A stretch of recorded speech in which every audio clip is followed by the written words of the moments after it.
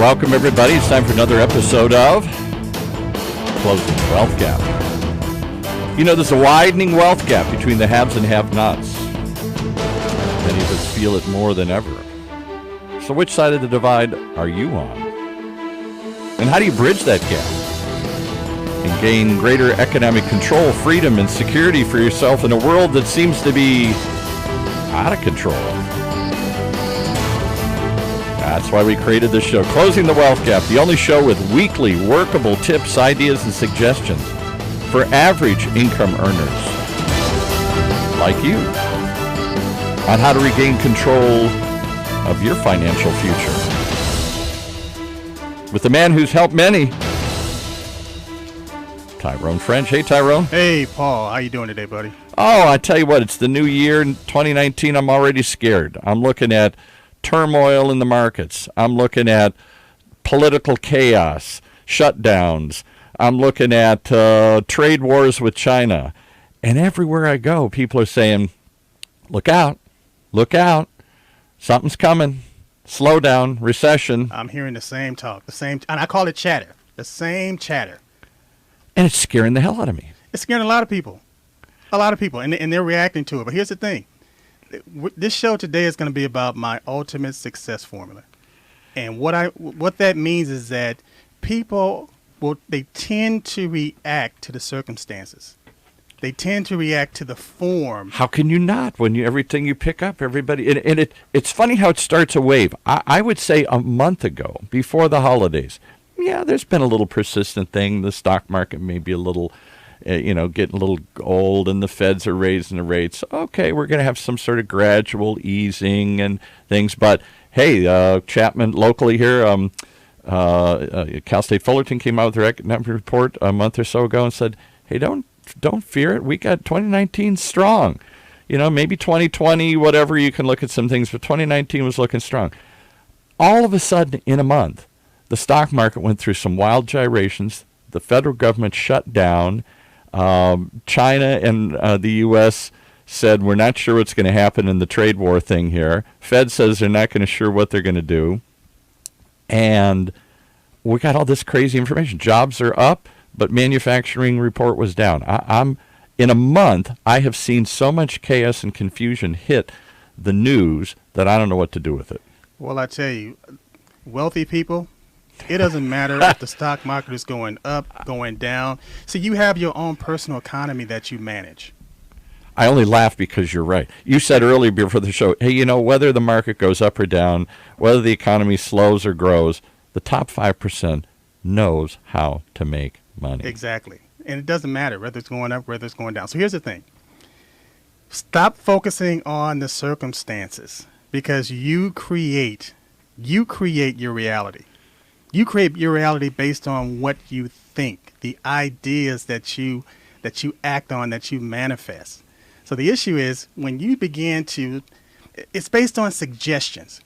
And if you hear something long enough or enough times, you begin to believe, say, hey, wait a minute. Look out, look out. It's coming.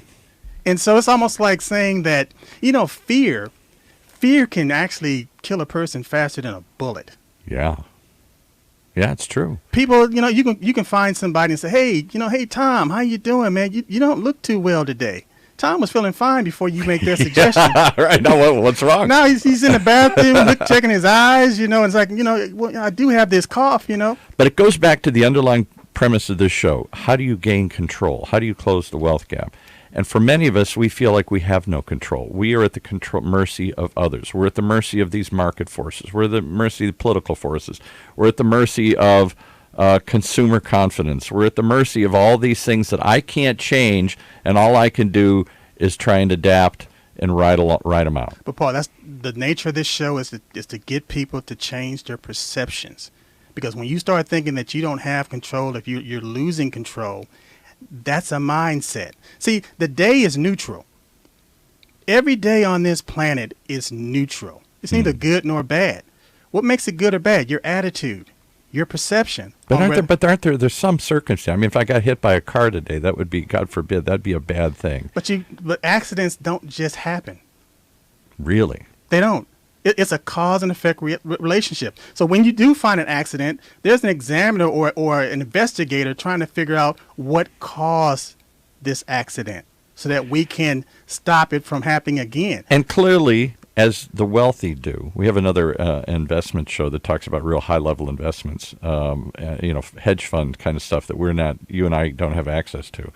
And one of the things is they hedge against downturns. So they're for every up or down cycle, there is a correct move. All it means is that they're betting on both sides. Yeah, right, exactly. They're betting on both sides. They're betting on black and red and roulette. Yeah. Why? Because they have enough money to do it. Just like going to Vegas. You know, Right. the house is they're never going to lose. Why? That's true. Why? They're playing the odds, and they know what the odds are. Right. And so I'm just saying that, so for example, I'm not sure I can quite go there where you're saying that if a car accident happens tomorrow to me, somehow there's I brought that on myself. I don't know if I quite believe that, but maybe I did because I wasn't paying attention or I was afraid or whatever.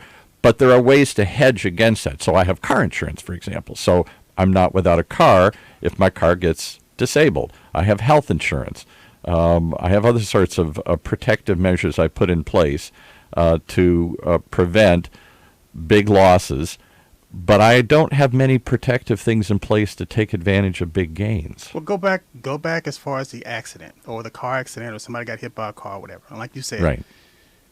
Sometimes people lose focus. They're text messaging. They're on the phone. Oh, yeah. They missed a sign. They didn't see that the light was turning red. It was yellow. And they decided to take a chance and blow through the intersection. When at the same time, somebody else is trying to jump the light because they're late for work. Right. So I'm just saying that in accidents, to me, there's no such thing as an accident. These are results of a cause. Well, let me give you another example. Let's get real here. Yeah. We live in a very chaotic political time right now here. No question about it. Every day, chaos, controversy, confusion seems to reign. And whether you like him or not, there's a president who seems to thrive on that and seems to it invigorates him. It certainly energizes his base. I'll admit, I'm not one of them, but and it's driving the economy right now. But they're driving the economy right now, and it's based on fear. Fear of a change in America, fear of loss of greatness, fear of loss of manufacturing, fear of changes that are out of people's control. And the manifestation of that isn't just an angry political body that says, we're tired of change. I didn't vote for change. I don't want change. I don't want anything to change. But take a look at the opioid and the suicide. For the first time in my lifetime, the average life expectancy went down. It went down. It's dropping. Not because people are getting sicker suddenly, but because people are dying because of stress and heart attacks and suicide. The 10th... And all of those go to tension, anxiety, fear, and a feeling of hopelessness. I can't control things. As far as people dying in the United States, suicide is 10th on the list. Yeah, It's 10th on the list. Right. So when people talk about... A totally preventable one, you right. would think. So when people talk about fear, like we said, this atmosphere of fear is permeating yeah, right. our society right now. A lot of times when you look at fear, you think, well, the opposite side of fear is courage. But actually it's confidence. Say that again. All right. So because you would think there are those, we're all standing in a foxhole and we're afraid we're going to get shot. Somebody's courageous and jumps up and says, let's go. That's right. But you're saying it's more than just blind courage. When it comes to the economy, it's confidence. It's consumer confidence that drives the economy. Our dollar is it's a fiat currency. Which means it's made, right? It's made up based on what? Consumer confidence. Or the good faith of the United States Treasury. But then doesn't that seem, I'd argue that argues, that makes my point, my fear even deeper, because I can't control consumer confidence. There's a fancy word, ephemeral. That's something that just goes with the wind. Right, so money is movement. Money, we call it currency, so it's constantly flowing. Oh, I never say that. Boy, you got another one today here. Money is currency. of course it's currency, but what else is a current? Like an electric current. That's right. So it's flowing. Or a river has a current to it. That's right. So who is it in good times and bad time, that 5% is still going to make them money. Because they're moving it around. Because they're moving it around. So who, based on that currency and based on money being moving, it's always in motion, the people that have the great amount of confidence are going to do best. They're going to do better. Why? They're not driven based on emotion and fear. They're using logic. They're using statistics. They're using their own paradigms. Well, and communities like you've put together of other experts, of people who are smarter than we That's are. telling people that, hey, look, calm down. Calm down. Take a look at your situation. Take a look at your portfolio. Take a look at your plan. And are you hitting the numbers? Are you hitting the mark based on what your projections and your goals are? And if you are, stay the course. So let's go back to you just hit another one here. My father's favorite saying, if you don't have a plan, you're planning to fail. That's right. Or the reverse one, or the other one he always hit me with is, plan your work and work your plan. And it's just that basic, and it's just that simple. But we don't have a plan. But when you're operating, I'm trying to survive day to day. When you're operating in fear, and you don't have a plan, now you become anxious. Yeah. And the anxiety starts to set in, and now you're open to suggestions. And now, again, if you hear that same lie over and over and over again, you begin to believe it. Yeah. Whether it's true or not. Right. And then you begin to act on it, meaning that your circumstances are now dictating how you should respond. The versus self-fulfilling prophecy. Self-fulfilling prophecy. I'm going to lose, I'm going to lose, I'm going to lose, and I start to do things that make sure I'm going to lose. Well, today I want to share with people, I call it my ultimate success story. Okay. And what it does, it keeps you focused. It keeps you on track. Now, I do want to give a little bit based on a background as far as how I got to where I am. Okay. Yeah, who are you? Who are you to tell me this ultimate formula for success? I tell you what, see, growing up as a kid, we used to go to church every Sunday. Okay. In my community, that's just something that we did. We went to church every Sunday. And I still do. I got to tell you, I'm a good Irish Catholic. I still do. And we read this book. It's a Bible. We went to Sunday school. You went to regular church. You went to evening church, and we read this Bible. Mm-hmm. And as I got older, I decided, well, hey, look, maybe I don't need to go to church as much. And so I started looking at different authors, like whether it was Napoleon Hill, mm-hmm. or whether it was Earl Nightingale or whomever, these people that had these success philosophies. Every time I began to read their books, it kept going back to this one book, the Bible, based on the principles that was in this Bible. So this Bible that you knew very well. That I knew very well, that I just didn't really connect the dots until I began to listen to Well, you didn't other see speakers. it as you saw it as a spiritual guide. You didn't see it as necessarily a life planning guide. Exactly. So the issue is all of these guys are saying the same thing. Everything begins with thought.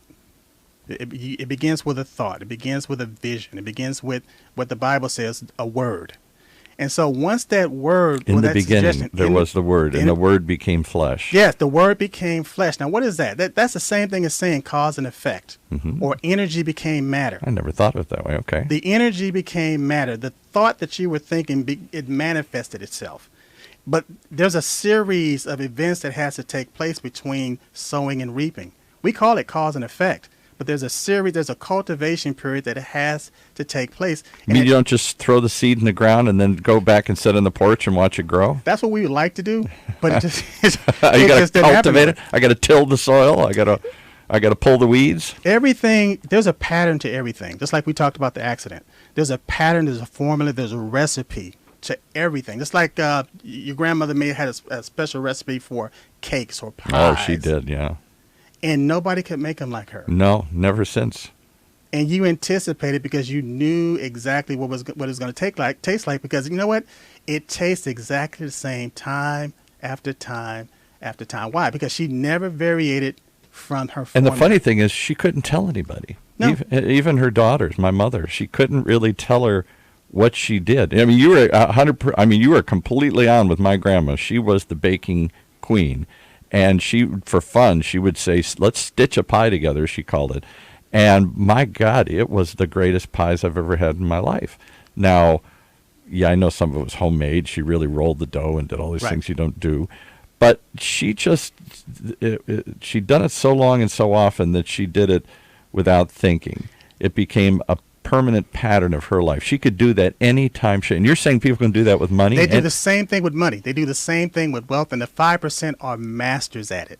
They're following a recipe. They're following a formula. They're following a combination. It's almost like me having a combination lock, and I give you the lock, and I tell you, open this lock.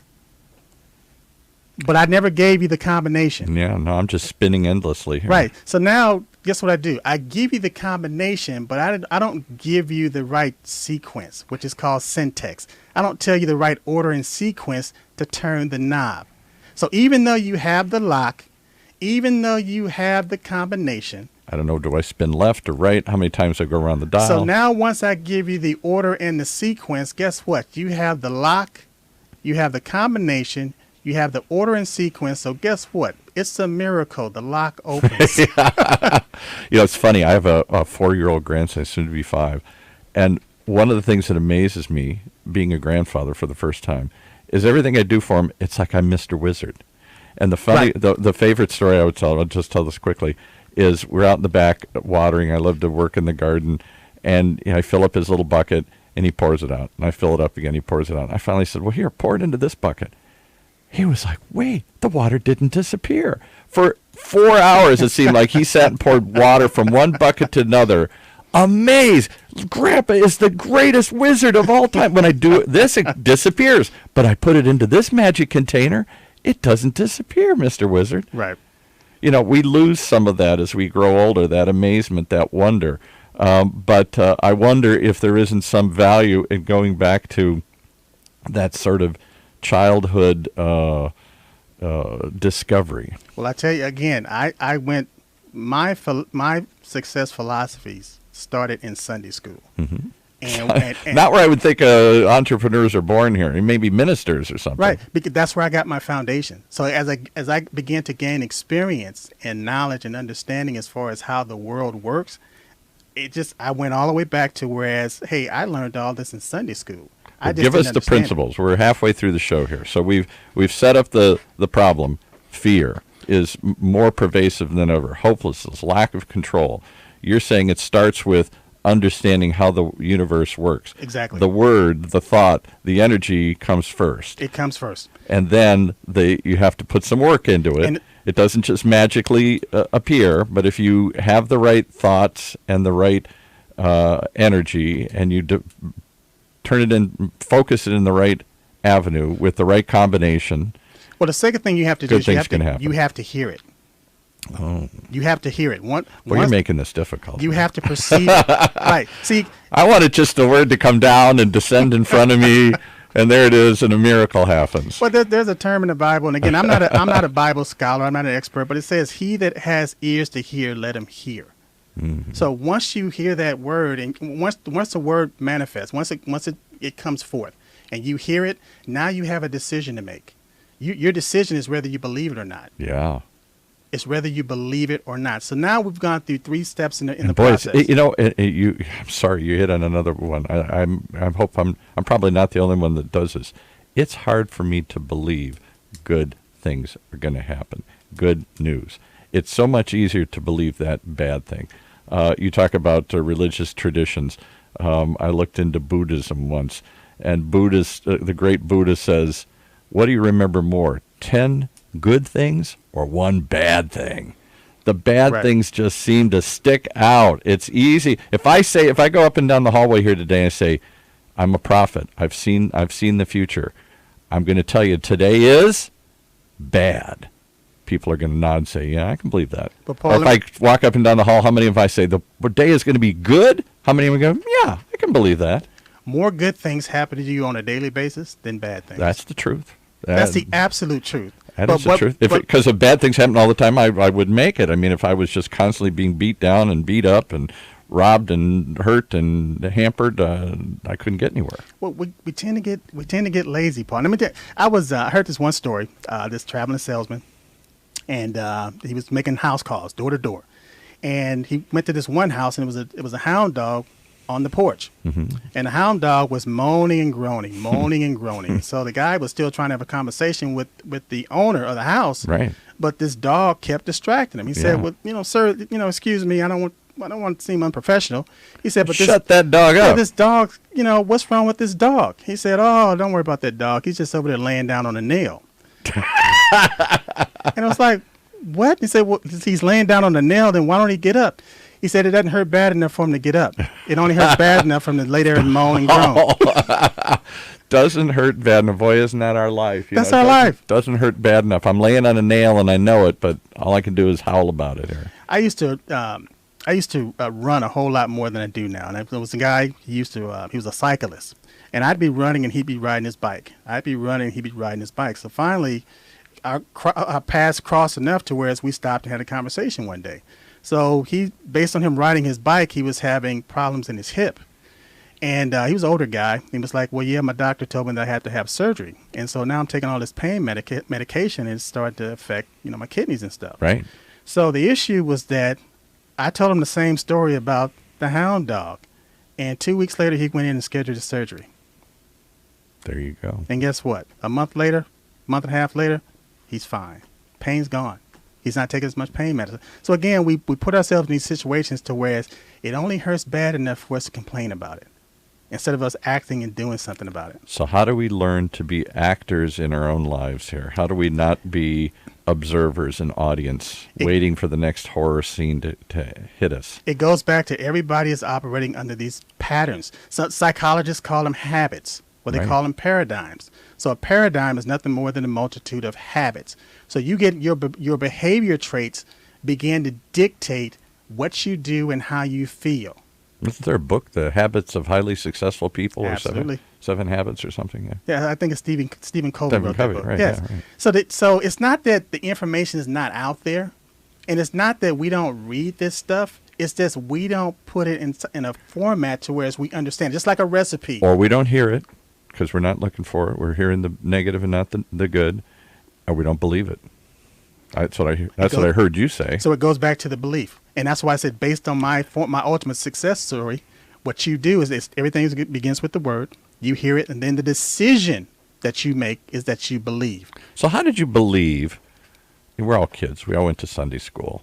Most of us did, or some sort of religious upbringing. Some of it stuck, and some of it's left. With me, it stuck. Maybe with you, it didn't stick as much, or maybe for whatever reason, But how we all believed. We all had some belief. They would tell us these wild stories of Moses and the miracles and all this stuff, and we believed when I was a kid. It's only later on that we start to question and not sure we believe anything anymore. We have levels of belief. Mm-hmm. We have levels of belief, just like a dollar. A dollar can be broken down into 100 pennies, 4 quarters, 10 dimes, 20 nickels. Those are levels of a dollar. So the issue is you still got the dollar, or you still have that dollar based on your account, but you may only be using a dime or a nickel or a quarter at a time. Well, and a bigger point is a dollar's really not worth anything unless we all believe that we can get something for it. The minute we stop believing in that currency, this is worthless. I'm not going to get anything from this. It's monopoly money at that point. Yeah. Doesn't mean anything. It's almost like the same thing with cryptocurrency. Cryptocurrency. I was thinking the same thing right now. The only thing that creates any value in cryptocurrency is the belief. It's the belief system. Yeah. So it's the same pattern, Paul. That's what I'm saying. It's the same pattern. It's just a different book, or it's just a different arena. And it's just like people coming out and they're talking about certain truths. It's not that principle hasn't existed for thousands of years. It's just your opportunity. It's your time to share that truth. But don't we sort of live in post-truth times? Everything is fake news. Everything we doubt. If that's what you believe. We trust nobody anymore. Everybody's let us down. My priests have let me down. The politicians have let me down. The professional athletes have let me down. The movie star, whoever I look to for guidance, I seem to be on my own. I seem to live in a post-fact world. Everything you just explained are external. Yeah. Every example that you just gave is external. It's a byproduct. It's a result. Your life is driven from the inside out, not from the outside in. So if you decide to let those things throw you off, then you're going to reap what you've sowed. And I decided to.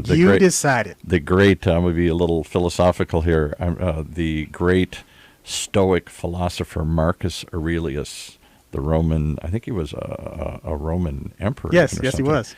A quote somebody gave me once, I've never forgotten it, said, "You can't change what happens to you, but you can change how you react to it." Exactly. Every 100% of the time. Just like you can't change people. People change themselves. Right. Same thing. It's So, a how, s- so how do we change ourselves here? We got 10 minutes left. To give me the quick pep talk or the steps to making some change in my life. the next step after you believe is that you have to work or you have to do it. Yeah. Because just like It in is the work. Bible, faith without works is what? Is dead. So the That's difference. true. That's true because it works alone. If faith without the good works doesn't mean anything. You hear people talking. They'll talk about it. They'll talk a good game, but they're not doing anything. Well, I see it every week at church. Everybody listens, and we all hug and shake hands, and then we go out and cut each other off and flip each other off as we're trying to pull our race out of the parking lot here. It lasts about that long. Exactly. So that shows you your level of belief at that point, because you're not manifesting. Belief. So first you got to have the word, the thought, the energy, the idea. Then you have to hear it, You got to hear it and believe it. and then believe it, and then you have to act on it. Okay. Good works. So after that, well, actually, the issue is you you reinforce the action by speaking it. You know, that's a key. I'll give you another odd example. My mother had a brain injury late in life. She was struck by lightning, of all the craziest things around. I've never known anybody struck by lightning and live, but she did. Messed up her body bad. And one of the things she had to do to recover, she couldn't talk, she couldn't do lots of things, is she had to do what they called multimodality learning. For her to learn something, she had to read it, she had to write it, and then she had to say it out loud. Yes. If she didn't do those 3 steps, it didn't stick in her head. And it sounded silly, but she'd read it, first she'd read it, and then she'd physically write it down, which was hard to do for her. Yes. And then to speak it out loud, which sounded ridiculous. But when she did that, it manifested. It changed. It stuck with her. It probably took a PhD 16 years to get the education and then create a practice to actually give somebody that principle when I Right. learned the same thing in Sunday school. Yeah, right. Because you write it on they write it on the board. You write it on the board, and then you all say it out loud. And there's a certain Show and tell. yeah We used to have show and tell in school. multimodality learning. They called it here. Okay. So again, once you believe something and then you speak that word and then you act on it. So what Napoleon Hill called speaking is he's auto-suggestion or self-suggestion. He wrote this book called The Law of Success, and he he had famous book. Yeah. So, but and And he talked about, and for those who haven't seen it, so many people are familiar with it, particularly business people. But if you haven't seen it, go look it out. I've seen a copy of it. He basically tried to study 3 people. I think it was Henry Firestone, Henry Ford, and I've forgotten Thomas Edison. Thomas Edison, yes.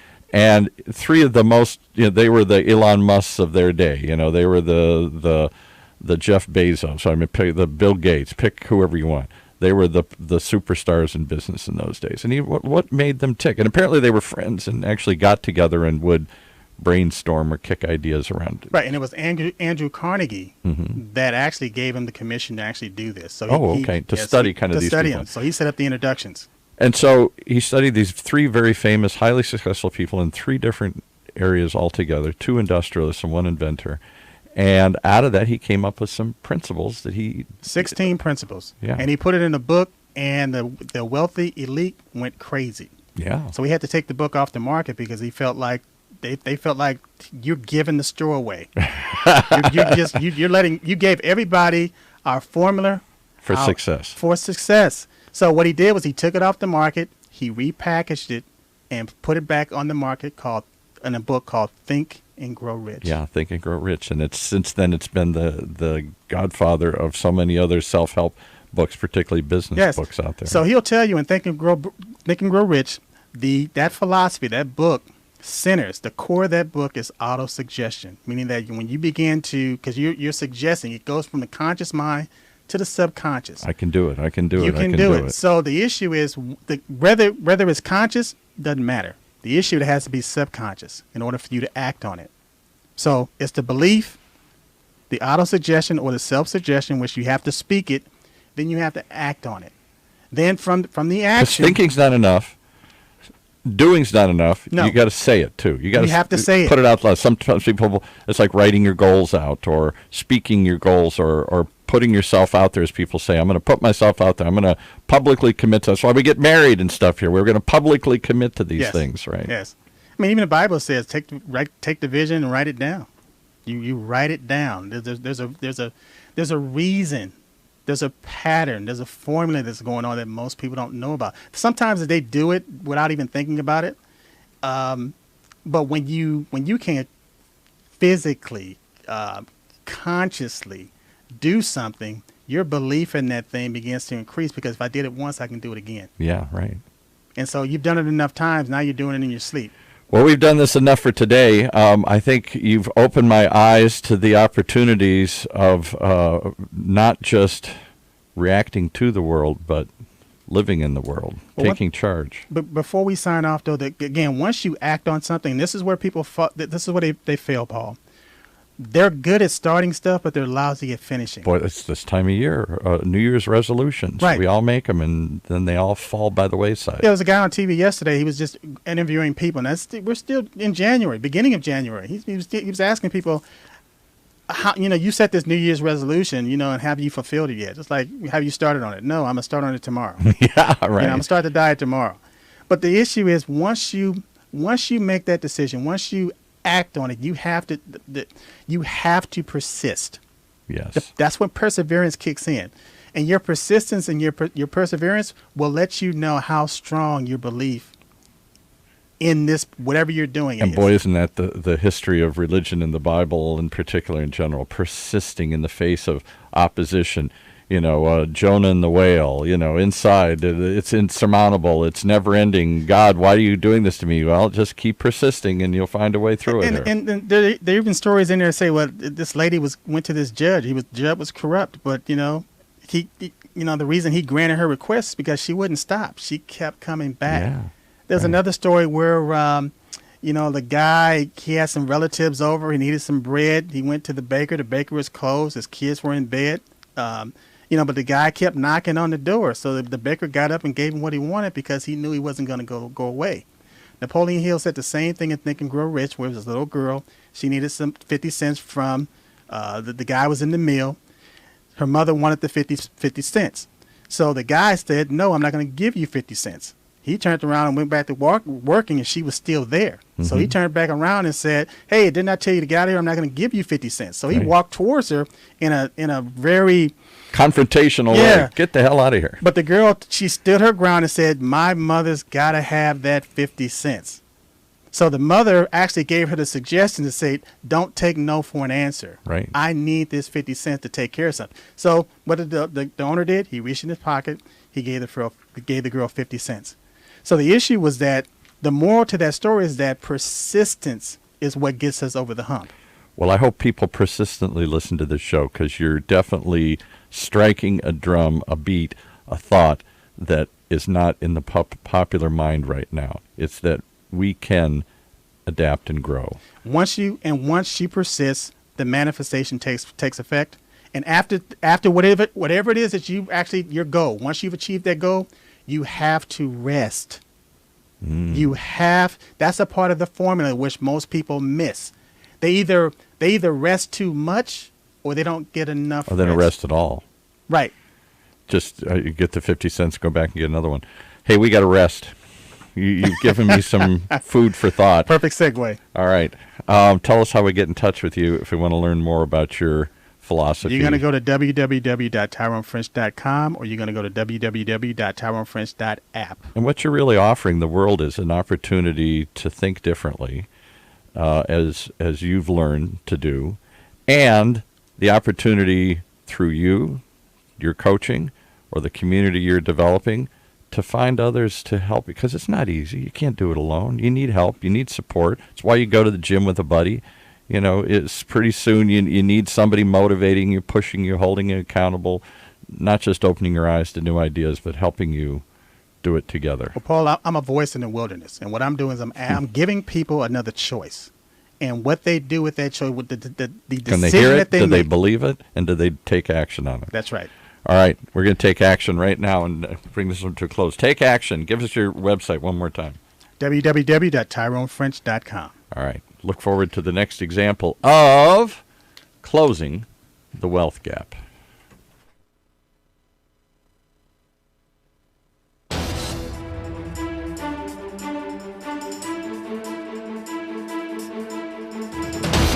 You've been listening to another example of closing the wealth gap.